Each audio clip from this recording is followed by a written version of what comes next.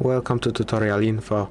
In this video, I'm going to show you how to change graphics settings in the Mini World CREATA game.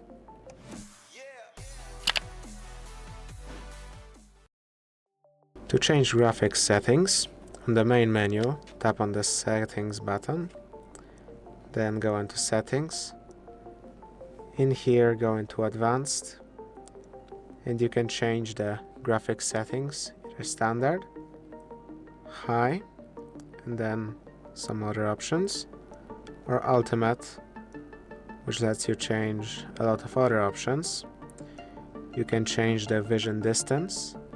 The further the distance, the further your character will be able to see, but it will have a negative effect on your frame rate. And you can choose to show FPS, which is going to show your FPS right here in really small text. You can set it to high, which will make your FPS be locked at 60, or low, which will lock it at 30.